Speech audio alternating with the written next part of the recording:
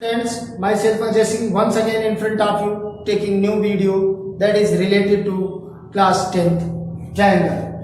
So dear students, in this video we have to learn side angle side similarity rule that is 6.5 NCERT का theorem है। आप हम सब इसको करने की कोशिश करेंगे और समझने की कोशिश करेंगे। ध्यान से देखिएगा, यहाँ पर क्या है बेटा, दो ट्रायंगल्स, इसका स्टेटमेंट अगर आप समझना चाहेंगे, स्टेटमेंट्स है if in two triangles one pair of corresponding sides is proportional to other pair of क्या, if in two triangles one pair of corresponding sides is proportional, one pair of corresponding sides is proportional and the included angles are equal, then the two triangles are similar। तब हमें ये prove करना है कि ये दोनों, मान के चलिए यानी कि AB और DE के बीच का रेशियो और AC और DF के बीच का रेशियो इक्वल दिया है, एंगल A और एंगल B दिया हुआ है, तो प्रूव करना है कि ये दोनों ट्रायंगल सिमिलर हैं। जबकि ये रूल है तो सिमिलरिटी का रूल है तो इसको तो प्रूव हो ही जाता है, कोई दिक्कत है ही नहीं है, गिवन। अब आप ध्यान से देखिए क्या दिया है, triangle ABC and triangle DEF in which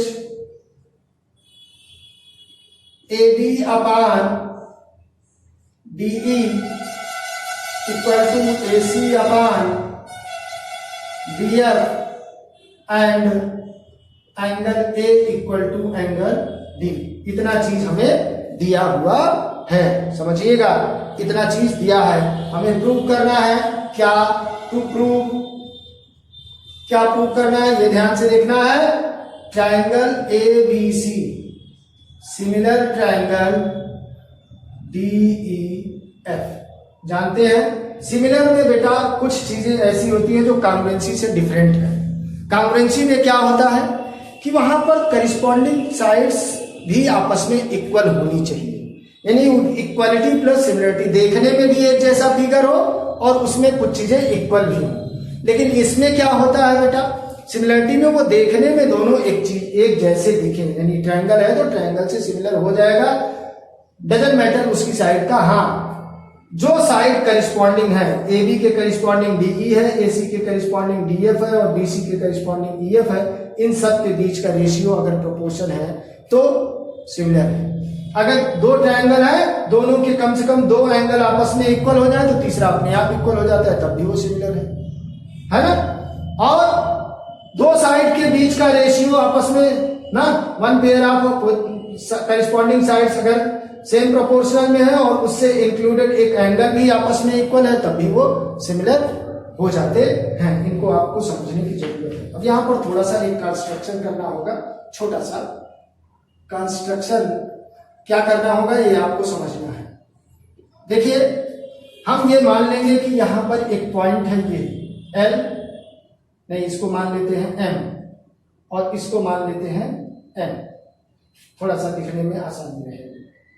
M और N दो पॉइंट हमने ले लिया ना, क्या लिखेंगे, taking M and N on side DE and DF of triangle DEF such that clear, such that AB equal to DM and AC equal to DM and join किसको, MN को join कर दिया गया है।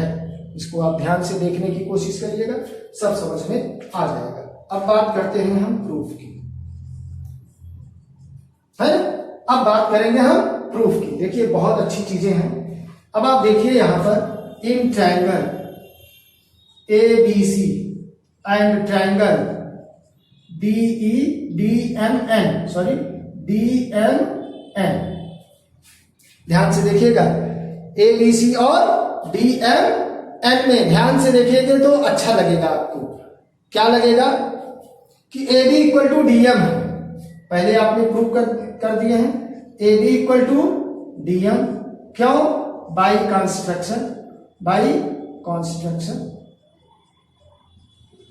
है ना, AB इक्वल टू DM।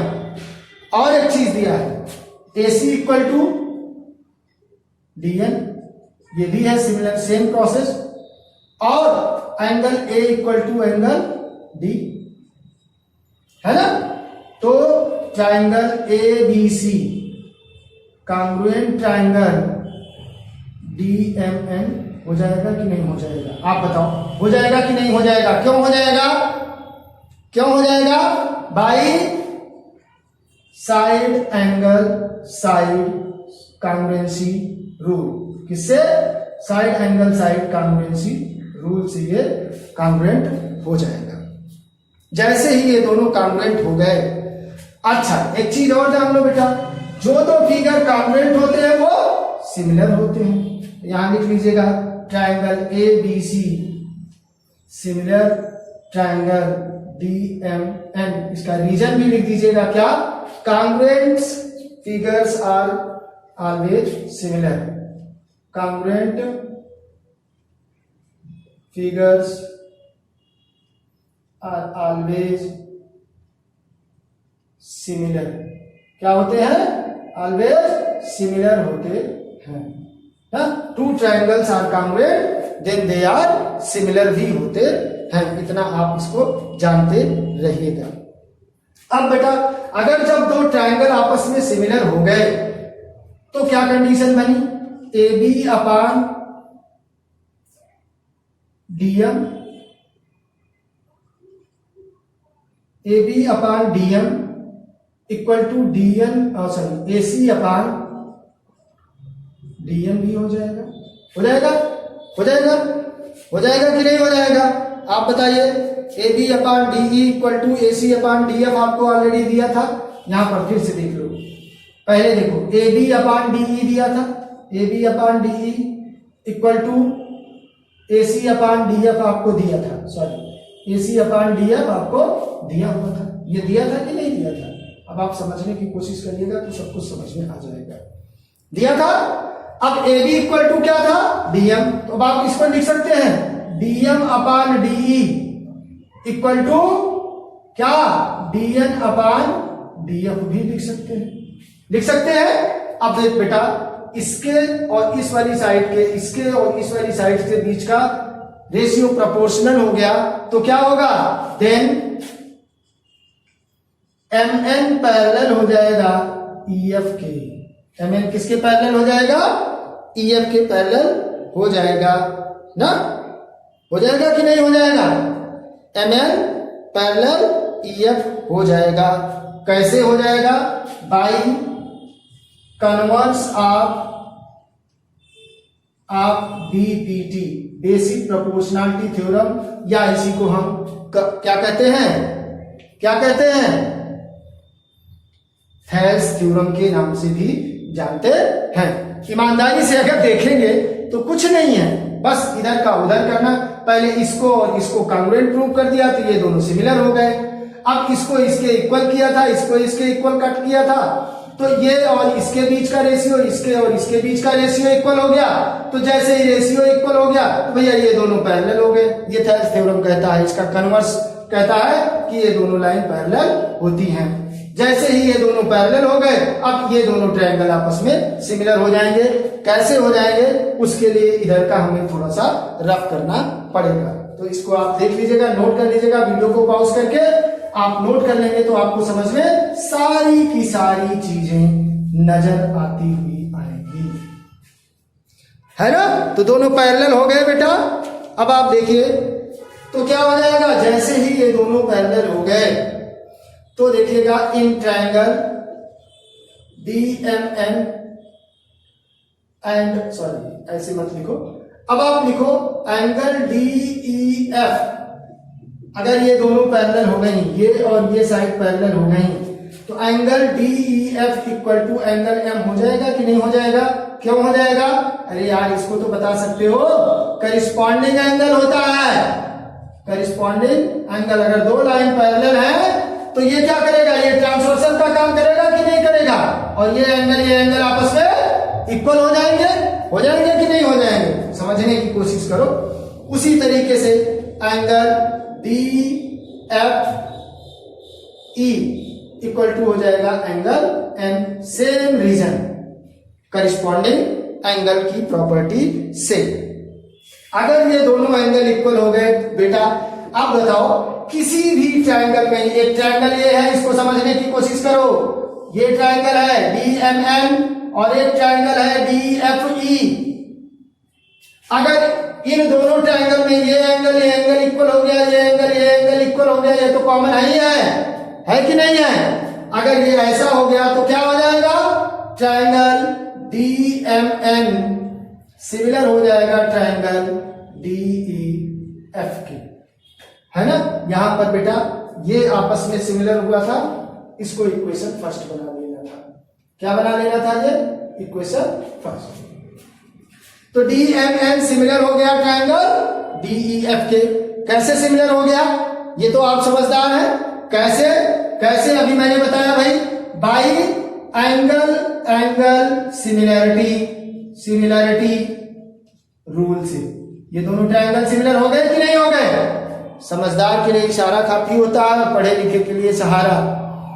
अगर आपको कोई इतना मेहनत करके बता रहा है तो आपका ये कर्तव्य है कि आप ईमानदारी से वीडियो को देखें। अगर देख रहे हैं तो, नहीं देख रहे हैं तो इग्नोर कर दीजिए। नहीं पढ़ना है आपको तो मत पढ़िए, कोई बाउंडेशन नहीं है, पढ़ने वालों के लिए वीडियो बनाया जाता है। समझ रहे हैं ना? और एक दो बच्चों के, चार बच्चों के ना देखने से ऐसा कुछ नहीं होगा। मुझको इससे कुछ मिलना नहीं है, लेकिन मेरा एक लक्ष्य है कि हर बच्चा पढ़े, हर बच्चा आगे बढ़े। इस वजह से इस वीडियो को बनाने की कोशिश किया जाता है। अब ये हमारा इक्वेशन हो गया कौन सा? सेकंड। अब ध्यान से देखना, मेरी बात को समझने की कोशिश करना।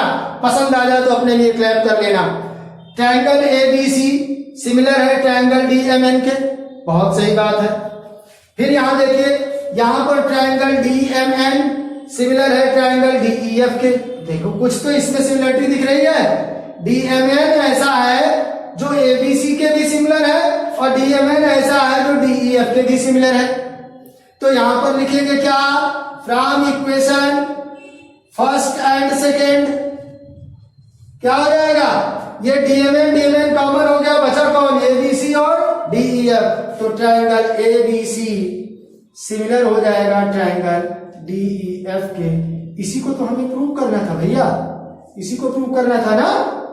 एक तो यहां पर था, इसको रिलेशन बना दो इसके बाद साथ, फिर यहां पर उसी का रिलेशन यहां पर बना दो, और जैसे ही ये दो इक्वेशन मिल जाएंगे उन्हीं से कंपेयर कर लो, आपको पता चल जाएगा ABC सिमिलर ट्रायंगल DEF है। अब आपका इस तरीके से ये प्रूव हो जाता है, हेंस प्रूव्ड। कुछ नहीं है, हर थ्योरम में देखो 6.3 जो आपका एंगल सिमिलरिटी रूल है, वहां पर भी ऐसे ही कंस्ट्रक्शन करने हैं, ऐसे ही फिगर बनाने हैं। वहां पर एंगल कंडीशन में आप इसकी करिस्पॉन्डिंग साइड्स का रेशियो कर लेते हैं, फिर इसको कॉन्ग्रुएंट प्रूव कर लेते हैं, कट करते हैं, है ना भाई? आप सोचो, एंगल सिमिलरिटी रूल है तो इसके सारे एंगल इक्वल होंगे पहले थ्योरम में। तो क्या करेंगे?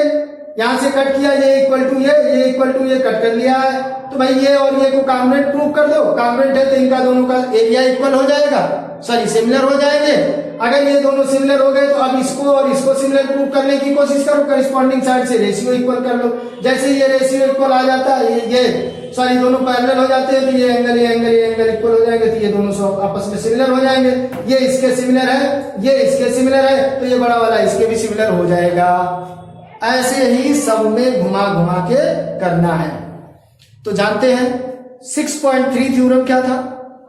एंगल सिमिलरिटी रूल था, उसको भी मैंने बड़े अच्छे से आपको डिराइव करके आप बताया है। और इसी तरीके से 6.4 क्या था? साइड सिमिलरिटी रूल, उसको भी बहुत अच्छी तरीके से मैंने डिराइव किया और आपको बताने की कोशिश किया। इसी तरीके से 6.5 है, इसको भी मैंने करके बता दिया। अब बेटा थ्योरम 6.6 है, उस वीडियो का इंतजार करिए और 6.6 वीडियो को बनाने के लिए हम बना देंगे। फिर सारे थ्योरम्स पहले एक बार करा देते हैं, फिर आपको हम एक एक करके एक्सरसाइज जितने भी एनसीईआरटी के हैं वो सब के सब लगवाते चलेंगे। अब धीरे धीरे वीडियो ये कारवां चलता रहेगा और ध्यान से इसको देखते रहिएगा। समझ में आ जाए तो लाइक और शेयर जरूर करिएगा, अपने फ्रेंड्स को भी इस वीडियो के बारे में बताइएगा, सब्सक्राइब करिएगा। Thank you all of you, thank you.